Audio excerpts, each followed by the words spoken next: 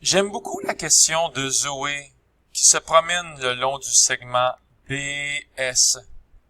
Elle veut être le plus proche possible du Soleil. Si je vous demandais ça dans un examen, ce serait vraiment une question d'une heure. Une question, peut-être pas tous les élèves qui pourraient répondre facilement. Donc c'est vraiment, il y a un petit peu d'enrichissement. Disons ça comme ça. Il y a un peu d'enrichissement dans cette question-là.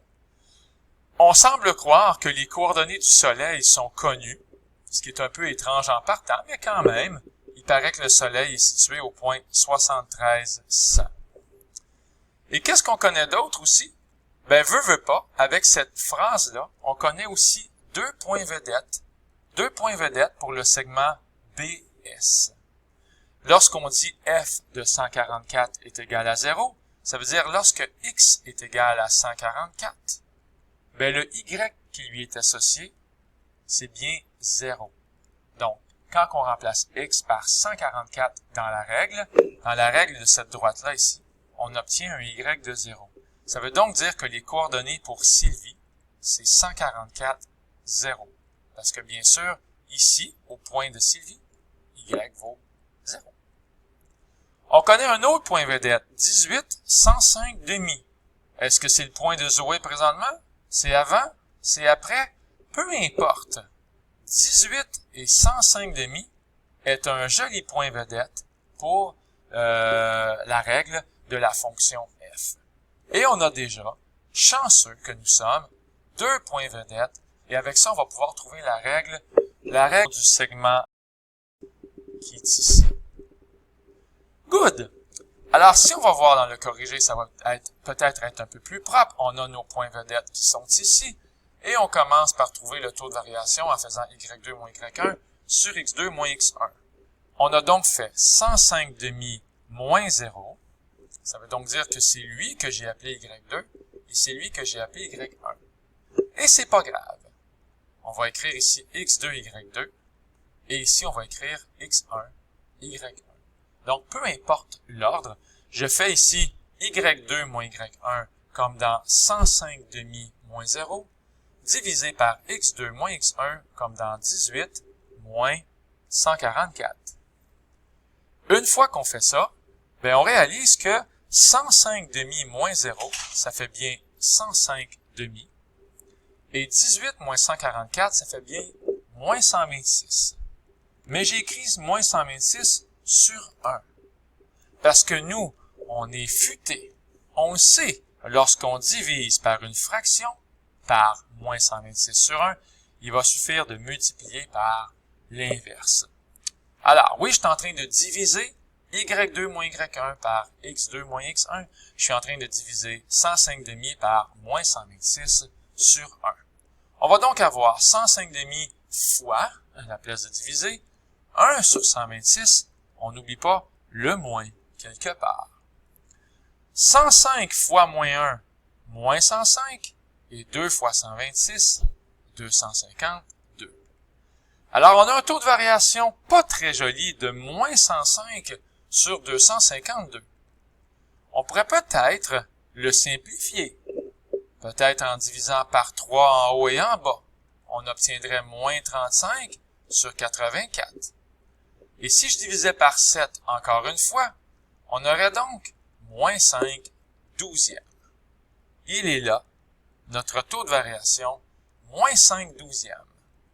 Ça veut donc dire que dans mon segment ici, on peut dire que c'est une droite, mais dans le fond, elle est limitée au point B et S, donc on va plutôt dire que c'est un segment.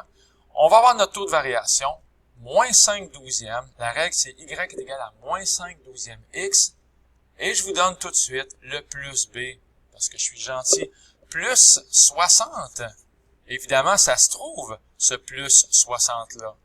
Si vous remplacez votre y et votre x, ben vous allez trouver rapidement que b est égal à 60. Alors, on a la règle f de x est égal à moins 5 douzièmes x plus 60. Donc, quand je l'écris comme ça fait plus référence à une droite, parce que ça n'a pas de début ni de fin.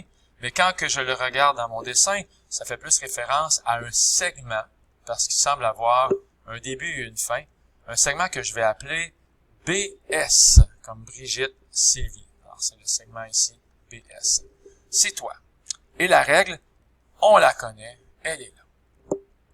Et maintenant, qu'est-ce qui se passe avec ça? On a trouvé la règle, mais on s'en va où dans toute cette histoire-là? Allons voir la suite. Quand on a une règle, à quoi ça sert une règle? Je vous rappelle qu'une règle, ça sert à ceci. Ça sert à nous donner des couples. Ça sert à nous donner des points vedettes. Par exemple, un point vedette populaire, c'est le point 0,60.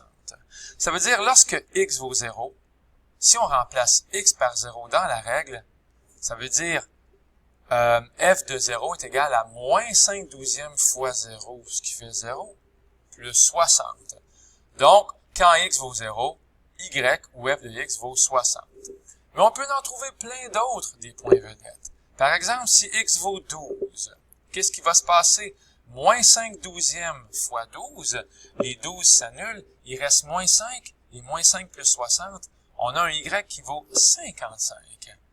Et tranquillement, on trouve une foule de points vedettes, et je vous donne un indice, lorsqu'on divise par 12 ici, ben, ça nous donne un indice qu'en faisant des bonds de 12, comme 0, 12, 24, 36, en faisant des bonds de 12, on peut s'attendre à avoir des nombres ronds. On peut s'attendre à pas avoir des chiffres trop affreux, ou des nombres trop affreux, je devrais dire. Alors, on a ici un paquet de points vedettes. D'ailleurs, j'aurais pu écrire 0,60. Il est là. Il fait partie de l'aventure de Zoé aussi. Évidemment, je les ai pas tous mis, les points vedettes. J'ai surtout pas mis le point ici, 144,0, parce que clairement, ici, je suis beaucoup trop loin du soleil. On sent plutôt que c'est ici, dans ce coin-là, qu'on va être le plus proche possible du soleil. Par exemple, je pense que ça va vraiment être dans ce coin-là qu'on va être le plus proche possible du soleil. Allons voir la suite. Qu'est-ce qu'on a de bon à vous raconter, chers élèves? On va construire un triangle rectangle pour trouver la distance qui sépare Zoé, lorsqu'elle est au point A, du soleil. Alors oui, on fait un triangle rectangle. Et lorsqu'on est au point A, les coordonnées sont 12, 55. Et lorsqu'on est au soleil, ben, les coordonnées, on les connaît, 73, 100. Donc, je pourrais trouver la mesure de ce petit morceau-là, de ce segment-là, en comparant les x. Quand vous comparez les x, qu'est-ce qui se passe? Le x, il est de 12, et ici, le x, il est de 73. En faisant 73 moins 12, on trouve 61 ici, 61 mètres. Donc, horizontalement, il y a 61 mètres qui me séparent du soleil, et verticalement, évidemment, on va regarder les y. Pour passer de 55 à 100, c'est donc une ascension de 45 mètres. On a donc ici les cathètes pour le triangle rectangle, puis on va pouvoir trouver ici la mesure de l'hypoténuse. Alors donc, pour trouver la mesure de l'hypoténuse, il suffit de faire un Pythagore avec 45 et 61. On a ici le calcul, et on va trouver environ 75,80 mètres. Mais ça, c'est lorsque Zoé, elle est au point A. Alors, à chaque fois qu'il y a un point vedette, par exemple le point B, le point C, le point D, on va avoir un nouveau triangle rectangle. Alors, si je retourne à mon dessin, par exemple ici au point B, pour se rendre au soleil, on va avoir un nouveau triangle rectangle comme ça, comme ça, comme ça. Et donc, les déplacements vont changer. Par exemple, au point B, le x vaut 24, et pour se rendre au soleil, qui est à 73, je parle bien sûr horizontalement, on va avoir un décalage de 49. Et pour verticalement, maintenant, de 100 avec 50 ici, donc, on va avoir un décalage de 50.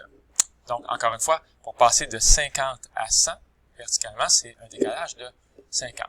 Donc, on va avoir un Pythagore, cette fois-ci, avec 49 et 50. On va aller voir dans le petit tableau. Et ça va nous donner une nouvelle distance, et cette distance-là va être plus courte. Et on réalise que c'est au point D que la distance, elle est la plus courte avec le soleil. en faisant un petit peu de ménage ici, pour faire le dernier calcul. Comme ceci. Alors, au point D, pour se rendre au Soleil, on a un déplacement horizontal de 48 à 73, donc un déplacement horizontal de 25, et verticalement, de 40 à 100, c'est 60. Alors, si on fait un Pythagore, D2 est égal à 25 à la 2 plus 60 à la 2, on va avoir un beau chiffron en plus de ça. On va avoir D2 est égal à 625 plus 3600. On va avoir D2 qui est égal à 4225. Et on va avoir 65 mètres. Ici, c'est la distance la plus courte qu'on peut avoir par rapport au Soleil. Et je pense que c'est tout. C'est notre réponse finale. J'espère que cette vidéo-là a été instructive. Et je vous dis bye tout le monde.